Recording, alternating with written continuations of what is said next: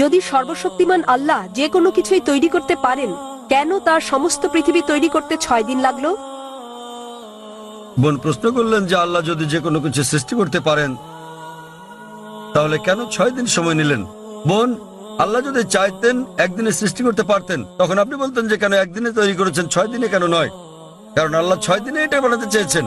কোরআন বলে যে আল্লাহ যা ইচ্ছা করেন তাই সৃষ্টি করতে পারেন। অনেক আয়াতে আছে আল্লাহ বলেন কোরআনে, সূরা আলে ইমরান অধ্যায় 3 আয়াত নম্বর 59, إن مثل عيسى عند الله كمثل آدم خلق من تراب ثم قال له كن فيكون। আল্লাহ আদম আলাইহিস সালামকে সৃষ্টি করেছেন যেমন তিনি যীশু খ্রিস্টকে সৃষ্টি করেছেন ধুলো থেকে, তিনি বলেন হও আর তা হয়ে যায়। তো আল্লাহ যখন কিছু সৃষ্টি করতে চান তিনি বলেন হও আর হয়ে যায়। তিনি ইচ্ছে করলেই এটা হয়ে যায়।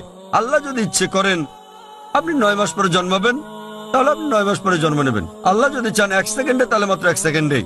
তো আল্লাহ চাইলেন যে তিনি কোনো কিছু 6 দিনে সৃষ্টি করবেন, তাই তিনি করলেন।